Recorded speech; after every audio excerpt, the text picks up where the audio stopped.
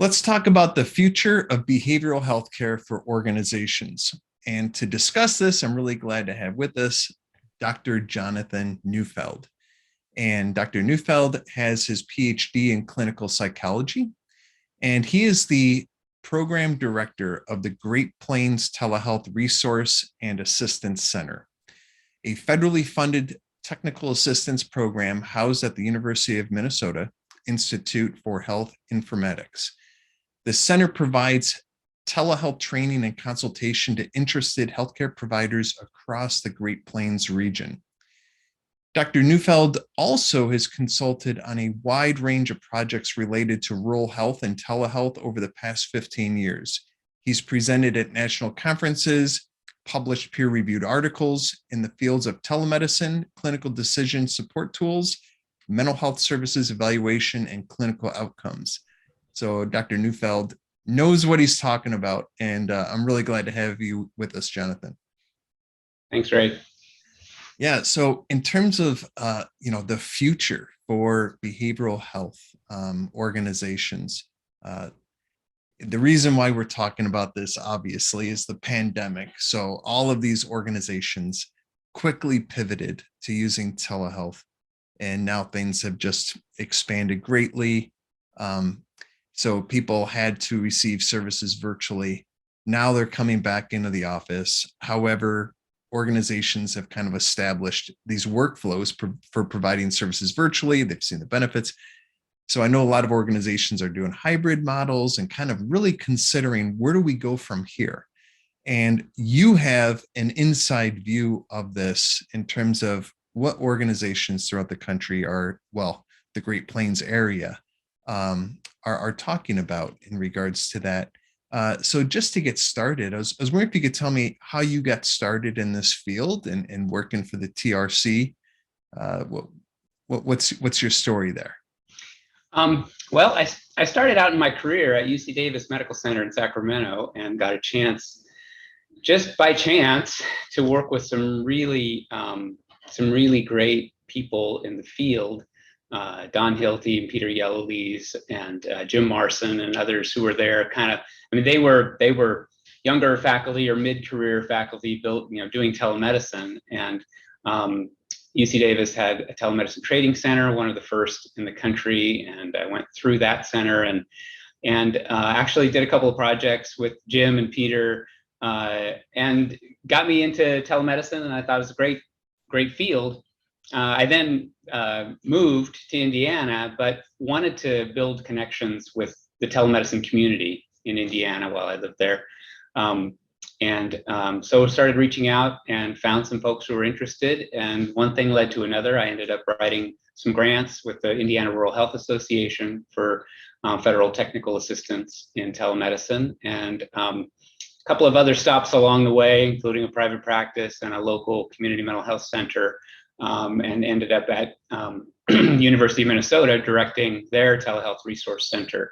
So it's been along the way, I've had a chance to work with a lot of different types of organizations, just about everything in behavioral health.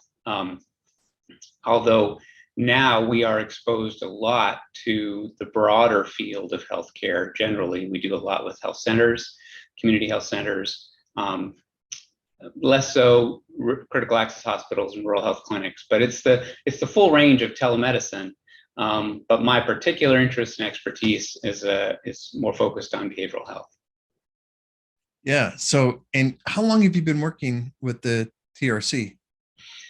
Well, I wrote my first TRC grant back in 2009 in Indiana. Oh, okay. And so I was at UMTRC, the Upper Midwest Telehealth Resource Center, when it started. I was the first director there. And then after a couple years off to work with a local community mental health center, then I came to the University of Minnesota and been doing that since 2017. Mm-hmm. Yeah, and you guys provide consultations, organizations looking to start up telehealth or have questions about telehealth or improve their telehealth program. Mm-hmm. Yeah, they reach out to you guys. Yeah, so I'm interested in what has the evolution been in terms of what organizations are needing? What type of help are they needing? What questions do they have? Yeah, that's really a really interesting question, because I used to say when I started out, we we would just be introducing the whole idea of live video conferencing as a thing. You know, a lot of people, when I started, if you asked a room full of people, you know, how many of you have ever been on a live video call, you'd maybe get a handful of people who put up their hands. By 2020, if you asked the same question, it'd only be a handful that would leave their hands down, if anybody. I mean, everybody had been on a live video call by then. Well, then the pandemic comes, and now everybody in that room, just about, has had a medical encounter by video, or at least, you know, knows someone who has, and, you know, they're right close up. They are in the world of telemedicine. Whereas earlier it was sort of bringing people into that world. Now we're much more dealing with people who are in that world, and helping them extend and improve and develop what they're doing. So it really has been a big shift. The telehealth resource centers as a whole, there are 14 of us. Our technical assistants early in 2020, our calls and webinars and such that we did just exploded by about 10 times, and then settled down to about 3 times the volume that we did before the pandemic. So we're very busy. We're talking with a lot of people. We're not terribly well resourced, so we have to be a little bit selective. And so since the beginning of the pandemic, we have pretty much been working with people who are already doing telemedicine and are, you know, working to improve their programs, or figuring out how to do a hybrid model, how much telehealth, how much in person, how do we decide? So those are the kind of questions around optimizing a program that we're managing and responding to much more now. Yeah, and so I imagine with the TRC program, it's kind of you're learning from them and they're learning from you. You're maybe like a central hub where, you know, you're in touch with a lot of different organizations, so you kind of hear about what's going on out there, what questions people have, what solutions they have. Yeah, so I assume like you guys are also learning as you're doing this. Mm-hmm. Oh yeah. One of the things I think that was most interesting during the early days of the pandemic is just how much creative energy and anxiety and fear, but I mean, a lot of things drove the sort of revolutionary change that happened in March and April of 2020. But what we found as we worked with organizations, at least I personally was very powerfully affected by how many places across the country, you know, people were coming together on a Monday morning or on over a weekend or on a Thursday night and saying, oh my goodness, we have to start doing telemedicine or our clinic will no longer function. And they figured something out. And granted, it wasn't, I mean, we're finding out now, maybe they didn't make all the best decisions, but that's because they didn't have the time to make good decisions. They had to do something. One of the things that we did in the year following that was a program. We started a special project to just collect stories from around our region. We had a professional journalist, writer, sit down with people, talk to them on the phone, and just say, tell us about that first week or that first month, or, you know, how did your program get started? And they all had these just amazing stories of people coming together and figuring out how to start a program and sustain it when they didn't know. You know, some of them have worked with us in the past, and in fact, it was kind of gratifying. They would say, oh, it's a great thing that we talked with you already, or that we were thinking about telemedicine already, because it gave us a little bit of a head start. But all of them were having to do things they hadn't done before and figuring it out. And what's even more gratifying, or equally so anyway, is how many people would say, you know, we were scared, we didn't know what was going to happen, we thought it was a terrible thing, but maybe telemedicine will help us survive. And then after 3 months, 6 months, a year into it, they were saying, you know, there's a lot of cool stuff here. We can do a lot of things here that we didn't know we could do. Not just survive and provide services, but man, now that we can see people at home by video, sometimes by audio, we can see a lot more people and we can respond more quickly. And we have a lot more flexibility. And this was even more interesting to us, a little bit surprising, because the anchor had always been the providers. The providers don't want to do it. They were the slowest. And we knew patients would like it because it's so responsive. It's always a response to a patient need, really, access. But the providers were slow. And after 6 months, a year in, people were saying us, yeah, even our providers, they think it's really cool too. And I think part of that is, of course, they're concerned, how do we get services to our patients in a period of lockdown or when travel's restricted. But the other part of it is the providers had some benefits too. A lot of providers started, working from home a day a week or 2 days a week, or, when they were sick with something mild. I mean, there were mild cases of COVID or anything else, but, a lot of mild cases of COVID, providers would say, well, that's okay. I can still see some patients during the morning by video from home. And they realized, wow, that's good. I can do those things that need to be done. I can work a half day. I can work a whole day and have the flexibility and not infect other people and stay safe and all of those things. So it was really great, not only to hear, how people stood up telemedicine, but how organically they discovered a lot of the values that we had been talking about for years. They just discovered them for themselves and started preaching them back to us, saying, oh man, this is so great. We can do all these things. Well, so now we're in a period where people are deciding, how much do we balance that with other concerns, and how do we do these, what people call hybrid is a whole range of things. But how do we take this new capability that we have? It's sort of like, now we have a new satellite office building. What kind of patients are we going to send there? What kind of services are we going to provide there? What are we going to do with that new thing that we didn't have before? So that lots of conversations about that. Yeah, I know amongst my peers, there was some that were like, immediately, they're like, yeah, I like doing this, working from home works well. Others were like, for probably the first year, maybe even more than a year, they're like, oh, I really want to get back into the office. Can I get back into the office? But then, like, after like a year and a half or whatever, those people started to say, kind of like working from home. I kind of like working, so like they shifted. So and then some people, everyone has their own preferences, but the amount of time it takes to where people transition is pretty interesting.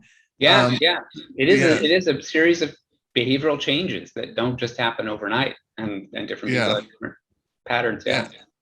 Yeah. So in terms of the future for behavioral health providers, so what you're seeing then is they have different services that they provide.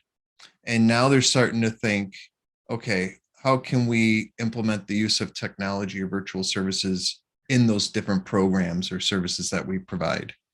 That's where they are now? Or yeah, right. And part of the reason why I wanted to talk about or specify that this is telehealth in organizations, in clinics, primarily, is because, in a private practice, you can kind of decide how you're going to manage it. What are you going to do?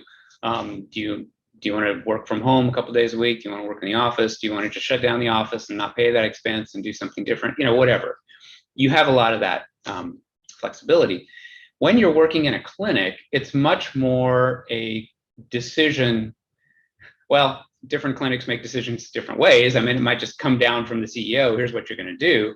Or it might be a group of clinicians getting together and saying, how do we want to do this? It can be a wide range of things. But in the clinical setting, and in an integrated care setting, which is really what I'm exposed to most in the context of community health centers, FQHCs, that by definition and by intention will try and do as much of an integrated care model as they can.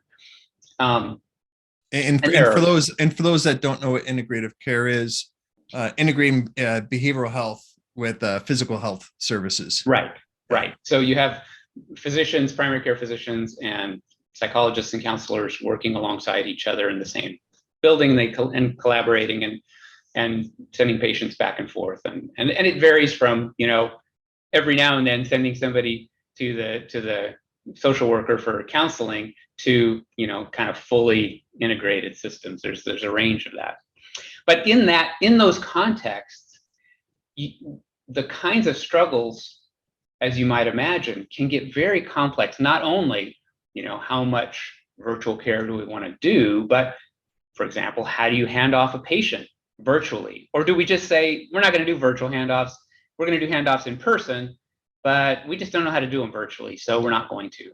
Or do you say, okay, we're going to figure out how to do that because we want to recreate the entire experience virtually. So you come in, you see your medical assistant who asks some questions, and then they say, okay, I'm going to bring the doctor in. Then the doctor comes into the video call and talks to the patient, and they do what they do, and they say, I'm going to bring the nurse in. Okay, nurse, I want to set up this, this, and this. And by the way, I'd like to refer you to behavioral health. So then they bring in the behavioral health person, doctor leaves, you have your behavioral health encounter. I mean, some organizations are trying to do that whole thing and make the video call mirror the entire in-person, or be a better version, a virtualization of the office experience. But as you can imagine, that's a little challenging. If it's just click a button and it happens, okay, that's easy. But if it's like, we got to figure out what's the room number? Is there a password? Who's going to manage that? And it gets complicated, and it's different for every platform. And so some organizations just say, yeah, we just don't know how to do that yet. So here's what we'll do. We'll just pass messages, and we'll send you a new link for your behavioral health encounter. And so there are various ranges of effectiveness of that integration virtually. So that's one whole question. Then not only that, primary care docs and the primary care world is thinking really hard about, how much can I do virtually and how much do I really need the patient in the clinic? Because every now and then I got to lay hands on them. I got to stick a stethoscope. I got to look down their throat. I got to do some things that without which it is not standard of care. And so how do you decide that? Do you just let the patient decide, oh, I feel like a phone call today? Or does the doctor say, you know what, we really need to check your feet. We're managing chronic diabetes and it's time for a foot check or whatever. So there are all kinds of questions about how to do that. In behavioral health, it's not quite as challenging as you might know across the healthcare spectrum. Behavioral health, virtual encounters jumped in 2020 and have remained almost flat. They hover around 50% nationwide of behavioral health encounters being done virtually. Now you can look at different data sets and you'll find numbers anywhere from 40 to 90% because it depends on what slice of providers and patients you're looking at. But behavioral health has just gone hook, line, and sinker into virtual for all the great benefits. And so it's a little, sometimes less of a challenge for them to figure out, when do we need to see somebody in person and not.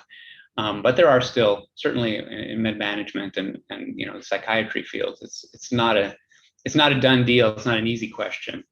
And there are questions around, who decides? Are you going to let the patient decide? We talk about that a lot in psychology and social work about, power dynamics and shared decision making and all of that. They can be clinical issues sometimes. So it's not simple, but that's where we are now, is that optimizing and what are the best ways to optimize. Yeah, and I would imagine a big question that you get or issue that organizations are struggling with is access to the technology, because we have so much technology available. Like we have so many different capabilities for healthcare with the use of technology. Like you mentioned, physical exams, like, if the patient at the other end had a stethoscope, otoscope, EKG, ultrasound, like if they had that equipment at home, right? Then you could do a lot of that if they had an assistant at their house that knew how to assist with the physical exam. But or high-speed internet, good camera, all that kind of stuff. But a lot of people don't have access to that. Any discussion around that? Well, that's where, again, a lot of the organizations that we're working with, and it spans a range, but a lot of them are safety net organizations. And so their patient base is going to tend to have more challenges around connectivity and devices and all of that. And so an organization has to also think, it's not just a matter of making services available virtually. It's also how many of our patients can actually access services virtually. And so for many, in-person care is not the only option, but it's less of a question. We've also seen, and this is some research is starting to bear this out. We've seen healthcare sort of fall into a continuum from, there's this undifferentiated medical information, like you go on a website, or you send a text to every pregnant mother saying, it's the 4th week of your pregnancy, here's what's going on, blah, blah, blah. That's sort of information that you can send out in mass.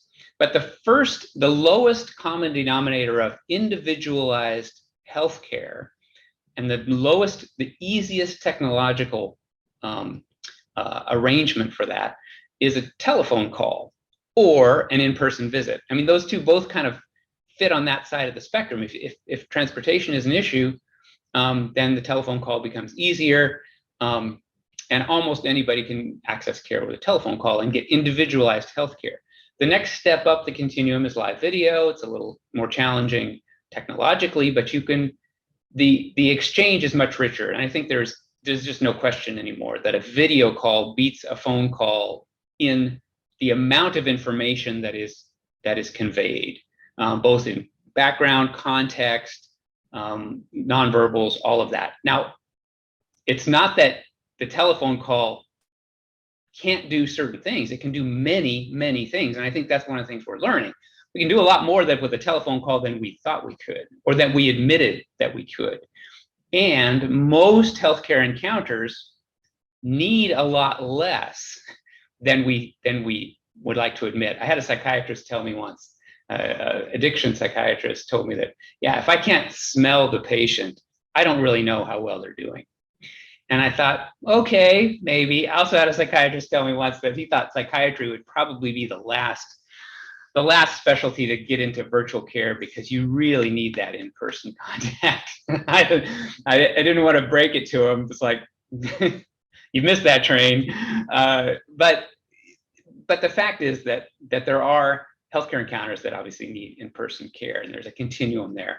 And we're kind of falling into that, the in-person encounter, you can do the in-person encounter in an outpatient setting. You can do almost any medical outpatient procedure. Obviously, the inpatient encounter or the in-person encounter in an inpatient setting or an ER, then you've got the whole, force of a hospital behind you, and you can do whatever healthcare can do in that setting. Then you've got the outpatient in-person. Then you've got live video, which you can do an awful lot. And you've got a phone call, which is individualized care. And then beyond that, it's just websites and mass communication. I suppose text messaging, individualized text messaging might fit in there, but it's not quite, well, you can understand the continuum. So that's what we're seeing healthcare kind of fall into. And organizations have to make a lot of decisions about where do we invest in building our ability to communicate with our patients, because some of these areas they can communicate back with us, and some of them they can't. And this has been true forever. Some people could get into the outpatient clinic very easily, and some couldn't. It was always the case, but we just kind of took that as a given. Well, it doesn't have to be a given anymore. You could send somebody out to that home with a laptop, and they can see their doctor now. So the homebound person isn't, kept from seeing the doctor like they were before.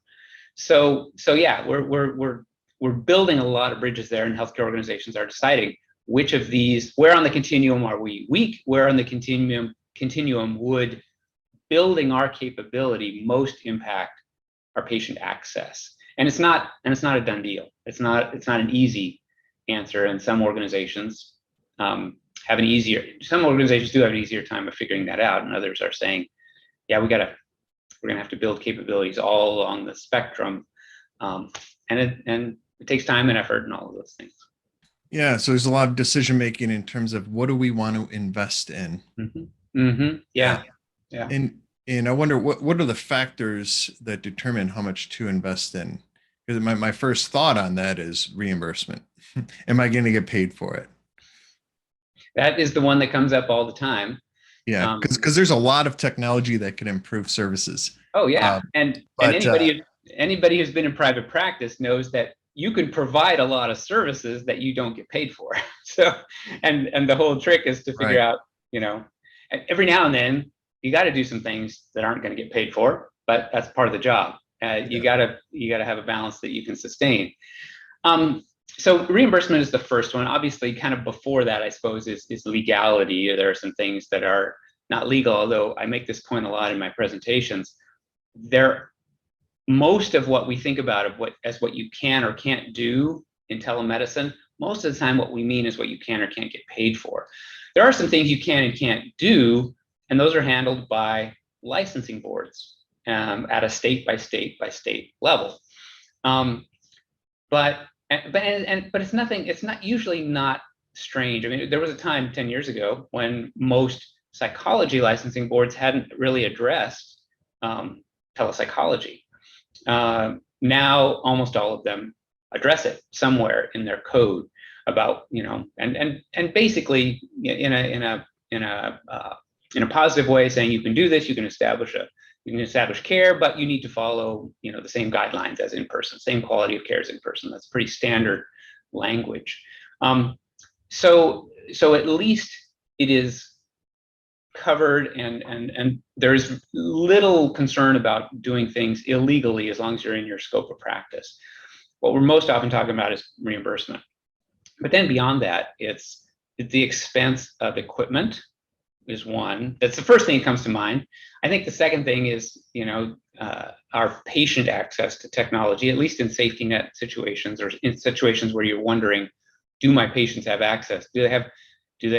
Are they housed? And after they're housed, do they have internet at home, Wi-Fi? Do they have a laptop or a tablet? And then, or do they have a phone? And so you kind of get that hierarchy of technological sophistication or access. But then I think that the final thing that people have to think about, and it's kind of a shame they end up thinking about it last, but one of the biggest things goes back to something we touched on earlier: behavior change. The clinician or the clinic or the team or the providers, everybody has to change their behavior in order to provide care virtually. Things that they've been used to doing in person, they're going to have to now do virtually. And at a basic level, it's I got to learn which buttons to click to establish the call. But even beyond that, it's, when do I decide, okay, we can't do this virtually, you have to come in? How do I hand off a case to a medical assistant or a behavioral health person? How do I, what kind of documentation is necessary? We're doing this virtually. So what does that mean for my notes? I do need to mention that it was virtual, right? Yes, you do. How do I do that? And developing workflows and developing good habits around providing virtual care is, both at the individual level and at the team level, at the clinic level, are big investments. I mean, that really ultimately costs at least as much in time and effort as the equipment investments, outside of massive equipment investments. And then finally, individual clinicians, our individual clinical skills, adapting ourselves well to the virtual environment. Is something that some training organizations are working on, and many found. We heard stories of providers showing up in their pajamas on video, or just unprofessional appearance, thinking I'm working from home. This is how I look at home. It's like, well, we need to establish the virtual space as a professional space. This is a professional encounter, right? I'm not just getting together with the guys for a beer. I am seeing a patient, and I'm a licensed provider. So I need to, in some way, I need to look like one. I need to act like one, certainly. And I need to be professional. And so there are things that we talk about on, what does it mean to appear professional, to have a professional encounter in this little two-dimensional virtual space. And what can I do to maximize my professional effectiveness?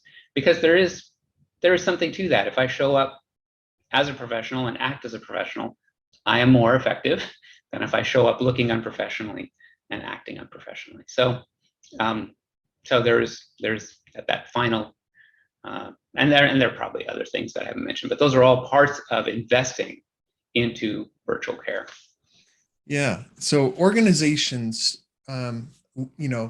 listening to this, what are some takeaways? And a couple of pieces that would be helpful is how should they kind of keep abreast of what new technology is available and helpful for behavioral health organizations? And how can they prepare themselves to be able to implement, or utilize those technologies?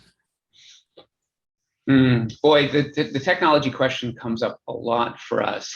And I have to say it remains a challenge because there is just no easy answer for this. If somebody said, I need to buy a used car, where should I go? You could point to any number of resources, including Consumer Reports, all the way to, Kelly Blue Right. Book and everybody. There's Yeah. all kinds of information out there. There is very little that's equivalent in the world of telehealth technology. One good resource that is still under-resourced, but it's out there at least, is the Telehealth Technology Assessment Center. They are a sister TRC to us. They're one of the 14 TRCs. They're a national TRC headquartered in Anchorage, Alaska, actually. And their job is to evaluate telehealth technologies, come up with toolkits and comparisons, and help people assess and use technology. In fact, and so they do two great things. One is they have a lot of resources on their website. They do technology assessments and write them up and make those available. You have to read through them. But another great thing that they do is they come to a lot of conferences, a lot of our TRC regional conferences, and they will set up a whole room full of telehealth technology, and they do a little speech here, a little talk there, and then people can just hands-on try it out, stick that thing in your ear, look at your skin with that camera, do video calls across the room and see what it looks like, check a different webcam, and they're really great to help people understand the range of things like an otoscope. Okay, so what's a good otoscope versus a bad otoscope? Is a bad otoscope good enough? Or how much does that extra $10,000 get me when I buy the good one?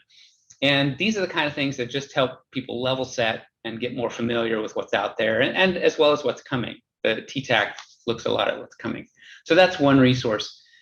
Beyond that, a lot of what we know about telehealth technology is published by the manufacturers and the sellers, right? So we're comparing, how well they can present their equipment. And often there are sort of hidden parts. There's that visible device or tool, that's part of it, but then there's the software behind it. And that one we sell on a monthly basis. And so it's going to cost you $1,000 a month or whatever. Oh, and you want it integrated into your EMR. Well, that's a special project. We'll have to contract that separately. So there are lots of hidden costs. And I mean, for better or for worse, healthcare is still a business in this country, and there's money in it, lots of money in it. 20% of the economy is in it. So there aren't, I have to say, there aren't a lot of really great ways to keep the finger on the pulse of. Yeah. There's not like an Amazon where you go to Amazon, all the different categories, you have ratings from thousands of users of the technology. Yeah. And you can look at, are they evidence-based? Are they safe? Is there a security analyst review of it? It's hard to find that, but a few years ago, I actually wrote a letter to Consumers Union, who publishes Consumer Reports, and I said, oh yes, you really ought to do an issue totally on telehealth technology. I never heard anything back, and they've got their hands full with what they're doing. But an organization like that. But I'll tell you what the problem they would have if they said, "Oh, great, we want to do it. You're in charge." The biggest problem would be figuring out where to break the categories, because some things are easy. A blood pressure cuff. Okay, we can put a bunch of blood pressure cuffs. But already there's problems, because do you want a cuff that sends data to your phone? Do you want one that just reads out right here? Do you want one that connects to a network? Do you want one that connects to an open network versus a proprietary network? I mean, and so then you're not comparing apples to apples anymore. And it just gets more complicated than that. It really is. So yeah, it's a challenge, huge challenge. Yeah, something we are in need of. Yeah. for sure. Yeah. Well, this has been great. So Dr. Neufeld, thank you very much. Really appreciate it. Thank you for all that you do to support behavioral health organizations across the Great Plains area, your dedication to the field for the past 15 years. Yeah, really appreciate it. Thanks a lot. Well, thank you, Ray. This has been great.